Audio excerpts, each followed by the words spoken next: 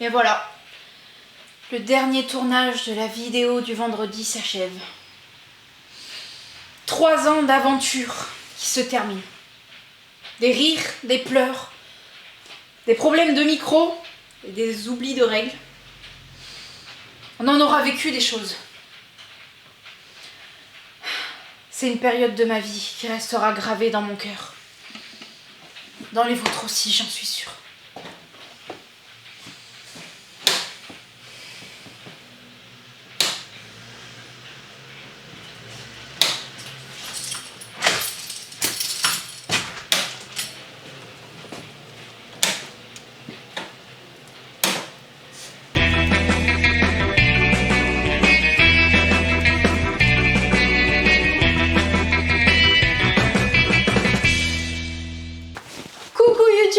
Coucou Antoine. Hello, bonjour à tout le monde. Et oui, ce soir on a fait tous les derniers tournages et après c'est fini. Maintenant, le gagnant du concours de Secret Santa. Alors vous avez été très nombreux à participer, merci beaucoup puisque bien évidemment 80% des réponses étaient pour moi. Je vous aime, merci beaucoup. Mais notre sélectionné s'affiche ici, bravo. Très gentille personne qui offre le cadeau et à Fanny et à moi-même, voilà. Ça c'est gentil. Power. Voilà, magnifique, très bon choix. Donc bravo, tu peux nous répondre dans les commentaires ou sur Facebook ou sur Instagram pour se mettre d'accord si tu viens me chercher chez nous ou si tu veux qu'on te l'envoie, si oui, il faut les adresses, etc., etc. Envoie ça en message. Voilà. Maintenant, on va passer aux nouveautés. Et ça commence à se calmer, hein, les nouveautés. Sacrément, oui. Déjà, ces dernières semaines, il y a eu pas mal de jeux, mais il faut avouer qu'on avait déjà pas pris tout ce qui sortait. Il y a une période, il y avait trop. Et là, enfin, on a une semaine light. Parfait pour finir. Parfait pour finir. Alors, on a en tout premier les microgames. Vous allez me dire, non, pas vraiment. C'est des extensions de microgames. Oui, des extensions de microgames. Ça devient un double microgame, du coup, si vous les prenez ensemble. Ça reste encore petit. Vous avez une première extension qui est sortie pour la crypte de Sedlec. Ça vous fait des nouveaux personnages qui ont leur manière de scorer. Il y a le poète, et après je les ai oubliés, pardon. Mais nouvelle manière de scorer et un mode solo. Voilà, possible. Ensuite, on a une extension pour Megalopolis. Hop, celui-ci où vous agenciez des cartes pour faire des paysages, pour remplir des objectifs. Avec l'extension, vous avez 6 mini-extensions dedans. En gros, c'est plein de nouvelles manières de scorer. Voilà, des nouveaux objectifs, etc. Et on a, je sais pas si vous vous souveniez, dans la gamme des Agropolis, etc., vous en aviez deux. Il y avait Megalo et Agropolis qui sont en gros la même mécanique avec des petits twists en plus. Et vous avez maintenant une extension pour Agropolis, donc comme pour le Megalopolis, des nouvelles manières de scorer, etc. Mais qui s'appelle aussi Combopolis, parce qu'il y a de quoi mélanger Agro et Megalopolis en un jeu, voilà. Ça c'est trop cool. C'est sympa, ça s'appelle Combopolis, c'est drôle quand même comme nom. Voilà, donc 3 nouvelles extensions, dont une qui marche avec 2 jeux. C'est cool, c'est cool. On enchaîne avec une autre nouveauté très discrète, que vraiment on a mis dans un coin très perdu au fond de la boutique. Voici, alors cette pile, elle vous dit, regardez-moi. Le nouveau Unlock Supernatural Adventures. Voilà l'escape game culte en jeu de société, les premiers à avoir adapté le principe d'escape game en jeu de société. Et bien adapté, si bien adapté. Magnifique. Celui-ci c'est plutôt par Cyril Damaegd. Voilà les scénarios. Magnifiquement illustrés par plusieurs personnes. Mais là vous allez avoir Mathieu Cassenin pour Menace sur Nova City. C'est un scénario, c'est le plus facile des 3, où vous incarnez des super-héros. Voilà, il faudra faire des choix de comment vous faites régner la justice et l'ordre. Ensuite on a ici Jérémy Koch et Clara Capmas sur le Dia de los Muertos. J'ai fait espagnol, non j'ai fait allemand. Où vous allez en fait, pendant la fête des morts, les deux mondes vivants et morts se connectent, un peu comme Coco, je vous conseille fortement ce Disney. Et vous allez en fait aller dans le pays des morts pour récupérer l'artefact, je crois, le talisman perdu de votre famille. Et on a Leif Erikson qui fait un scénario le plus difficile du coup, Ragnarok, sur les Vikings, un fier guerrier, voilà, et vous allez partir en exploration parce que vous êtes un Viking. Voilà. Il vient de sortir Antoine nous l'a acheté. On va se faire tourner la boîte, comme d'hab dans l'équipe. Oh oui. Oh oui. Et donc on l'a pas encore testé. Voilà, donc on peut pas plus. C'est imminent. C'est imminent. C'est imminemment imminent. Voilà. Et je crois que c'est bon, je vous laisse la suite. Bonjour, bonsoir, bonne joueuse.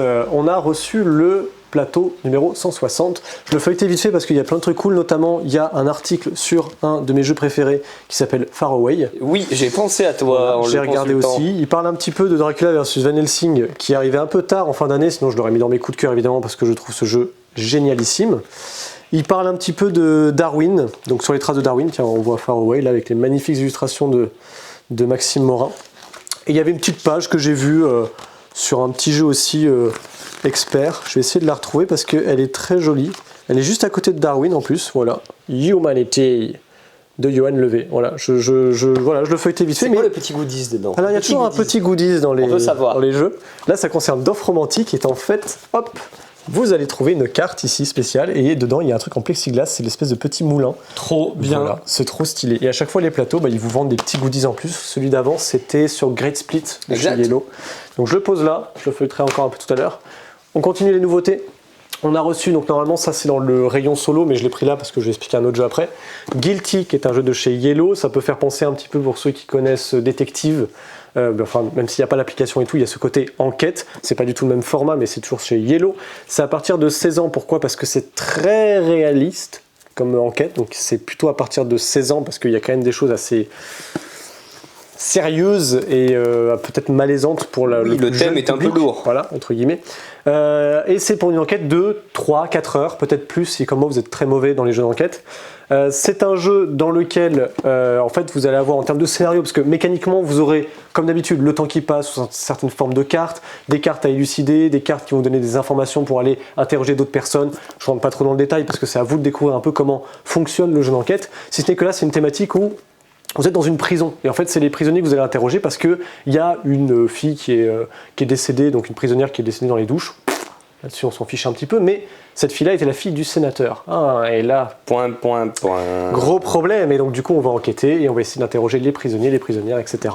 Donc une thématique ma foi qui peut sembler anodine finalement dans des jeux d'enquête, mais qui va vous apporter différents twists à travers la mécanique et à travers cette thématique sérieuse.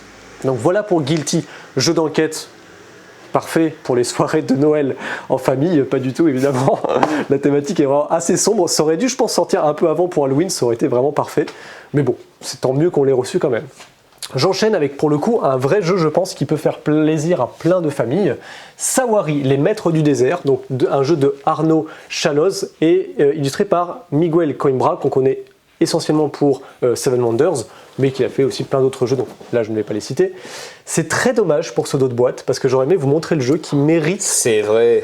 Je trouve ce dos de boîte un peu triste, et c'est dommage parce qu'ici, plutôt que d'avoir une belle illustration, parce qu'on profite déjà des illustrations ici, j'aurais aimé profiter du matériel, parce que le matos c'est vraiment chouette à l'intérieur. Il y a des tuiles, il y a des cartes, mise en place qui peut faire penser un petit peu à Five Tribes, pardon, je vais y arriver.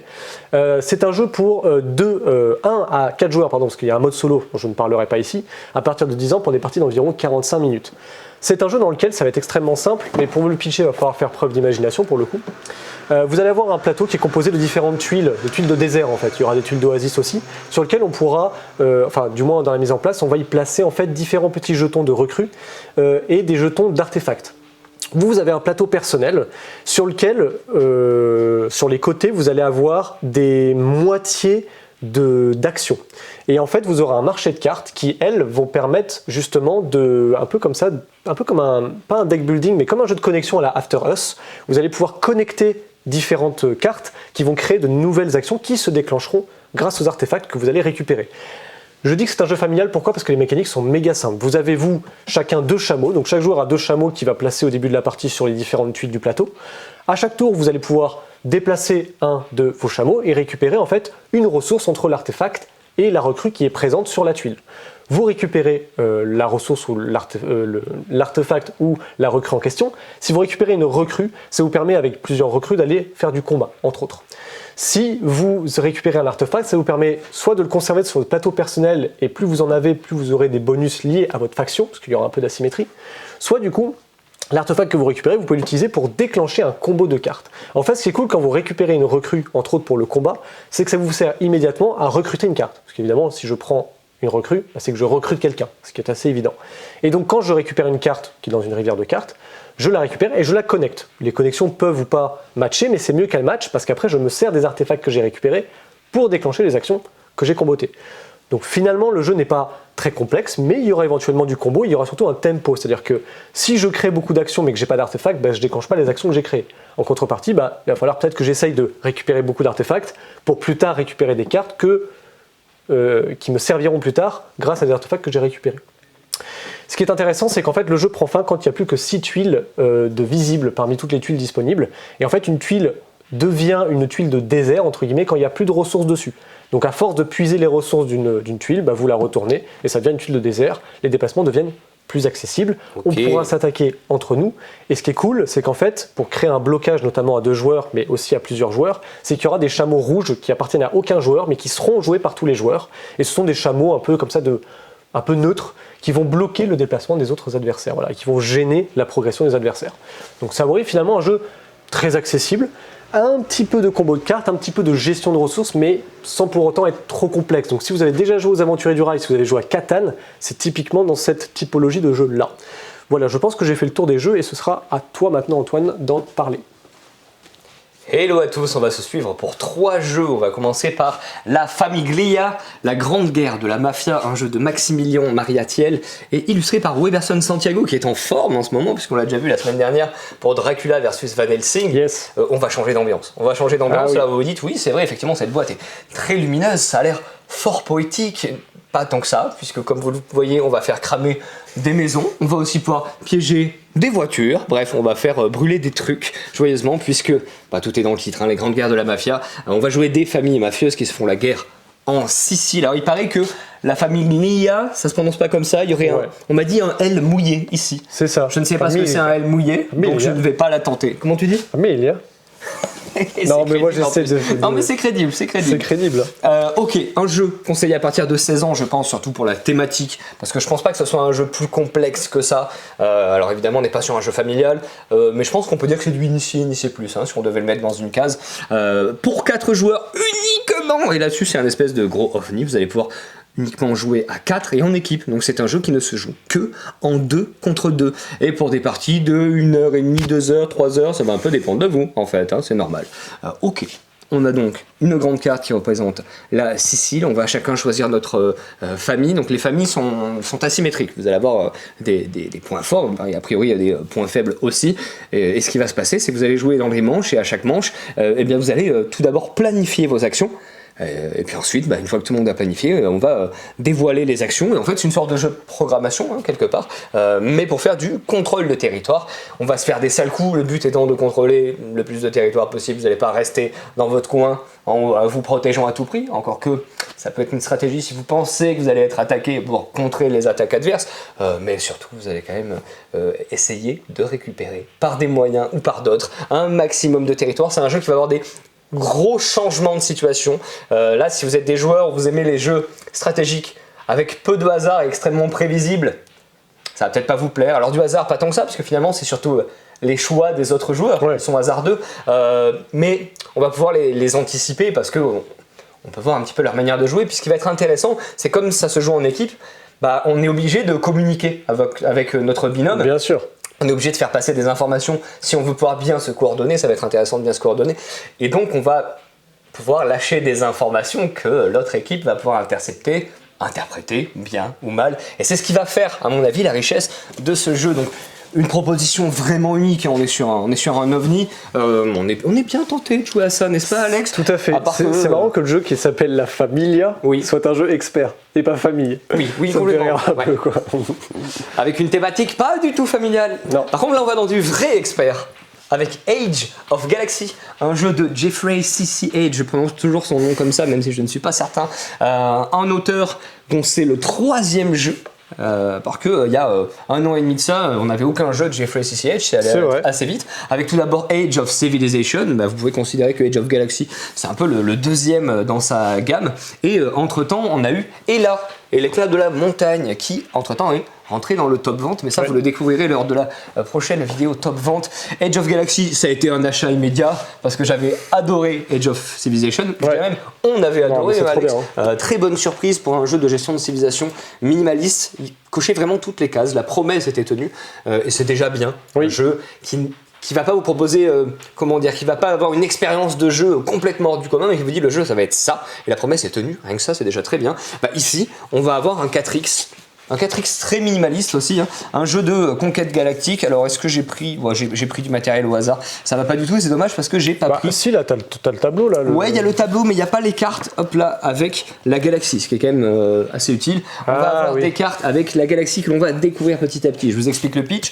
Nous on fait partie d'une espèce de grosses sociétés de super fédération galactique. On a découvert une autre galaxie dans laquelle il y a des mystérieux artefacts, des reliques des temps anciens, d'autres civilisations. On va aller explorer cette galaxie, d'où le fait qu'on va progresser de petit plateau en petit plateau. Sur ces plateaux, on va pouvoir trouver des artefacts, tout simplement, et on va pouvoir aussi trouver des planètes qu'on va coloniser, sur lesquelles on va pouvoir construire de votre empire, qu'on pourra aller piquer les uns aux autres. Bien sûr.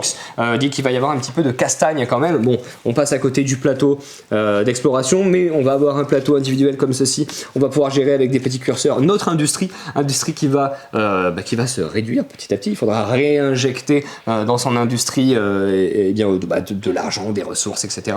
pour la maintenir à flot, mais industrie qui par contre vous produira de l'argent à chaque tour. Donc vous avez l'industrie en orange, vous avez l'argent en jaune. On va pouvoir découvrir des technologies ici. On va pouvoir via certaines actions monter sur une piste de prestige qui fera office de tour de jeu, premier, deuxième, troisième joueur, etc. Okay. On va avoir ici une sorte de récapitulatif des actions qu'il est possible de faire à votre tour, des actions un peu généralistes, mais c'est un petit peu le cœur du jeu aussi quelque part, et il va y avoir des aides de jeu à tout va, et c'est tant mieux parce que c'est assez dense.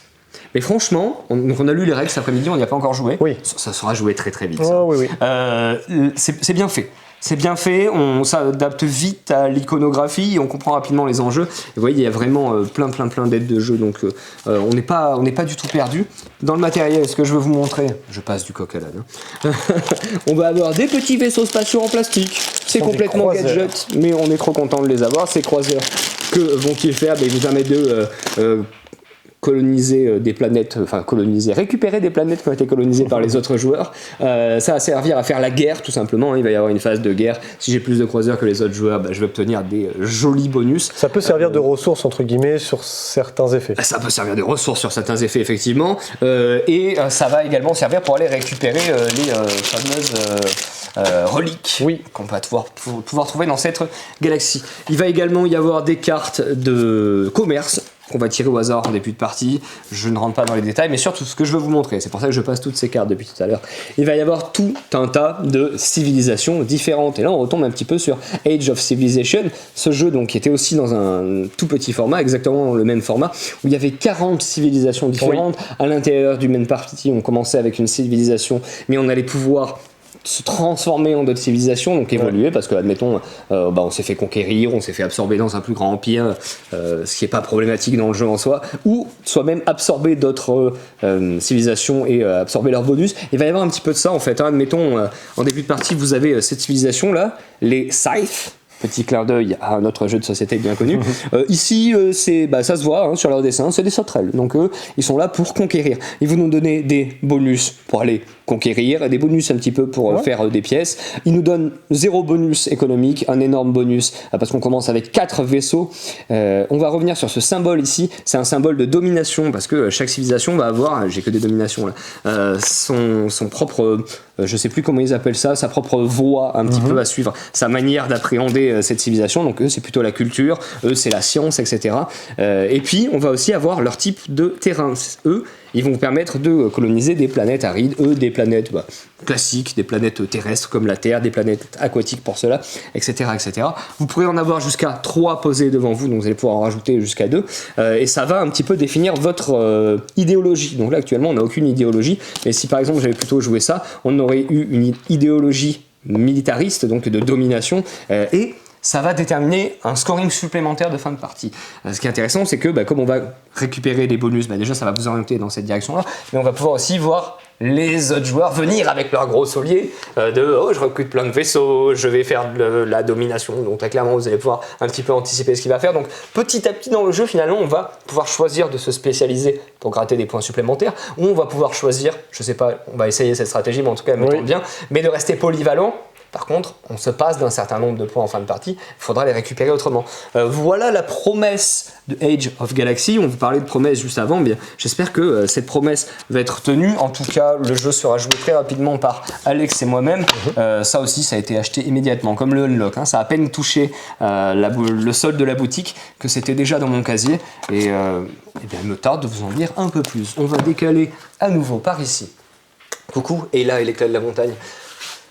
Avec la collection Dice Throne qui s'agrandit un peu plus. Jusqu'ici, nous avions eu Dice Throne saison 1, saison 2. Ce jeu dans lequel on a des boîtes qui sont faites pour faire des duels à base de dés, un peu un système de YAM. Je jette les dés, je vais pouvoir les relancer pour faire des combinaisons, pour faire des pouvoirs uniques avec mon personnage et tataner mon adversaire aussi, avec un petit système de cartes. C'est assez complet, c'est assez malin, les personnages sont vraiment asymétriques. C'est ce qui fait le plaisir de cette gamme. Eh bien, on a 2 nouveaux personnages dans cette boîte non numéroté, hors saison. C'est une boîte spéciale Noël avec Père Noël contre Krampus. Krampus, pour ceux qui ne connaissent pas, parce que je sais qu'il n'est pas très très connu en France et même en Europe, je pense, c'est un peu l'anti-Père Noël. Nous, on est plutôt le Père Fouettard en fait. Oui, c'est vrai. Au moins en France, je pense qu'il doit avoir d'autres noms ailleurs. C'est plutôt le folklore scandinave, quoi. Je crois, je sais pas trop. Je sais qu'en tout cas, aux États-Unis, Krampus est bien connu. En général, il est représenté comme étant une chèvre. Ici, on a une espèce de Père Noël verdâtre avec toujours des petites cornes de bouc. Important. Et on n'a pas eu le temps de jouer avec, on n'a pas eu l'occasion. Je tiens à le dire, on a eu très peu de boîtes. Donc si vous le voulez, contactez-nous rapidement, on peut vous les mettre de côté. Mais on a quelque chose comme moins de 6 boîtes en tout cas, ça c'est à peu près sûr. Et on va également avoir ce petit... j'allais dire goodie, bah non malheureusement c'est pas un goodie, c'est payant, un petit supplément qui va venir avec. Cette boîte là est totalement autonome, mais vous allez pouvoir combattre les autres personnages de la gamme. Ce petit sachet là va être un ajout pour jouer avec les personnages de cette boîte dans Dice Throne Adventure. Si vous avez la grosse boîte Dice Throne Adventure, ça peut être cool de vous faire le mode coop avec par exemple Père Noël et Krampus qui vont affronter les monstres de Dice Throne Adventure. Et voilà, donc on s'est renseigné un petit peu, mais on n'a pas encore tout à fait compris, notamment parce que c'est écrit tout petit. Mais Père Noël, il va stacker, il va collectionner du lait de poule. Alors je crois que le lait de poule, c'est une espèce de lait avec de l'agnole dedans, j'ai pas bien compris. C'est une spécialité états-unienne à nouveau. Et on va pouvoir dépenser ces jetons pour gagner des bonus divers et variés. Et Krampus, lui, il aime le charbon, apparemment. Je ne savais pas. Je pense que je passe à côté d'un certain folklore. Bref, peu importe. Et sans transition, du coup, on a le Père Noël et Krampus, et qui dit Père Noël dit cadeau. Oui. Et donc, jeu des cartes, ils font des cadeaux ou ils en font pas des cadeaux? Ah, je crois que je vois où tu veux m'emmener. Exactement. Par rapport à une vidéo qui peut-être doit arriver, tout ça. Peut-être. Okay. Effectivement, on vous prépare une petite surprise de fin d'année. Il devrait y avoir une vidéo qui devrait arriver entre maintenant et le 24. C'est très vaste. Je me mouille pas du tout, comme ça c'est pratique. Restez attentifs. Il y aura 2-3 petites surprises.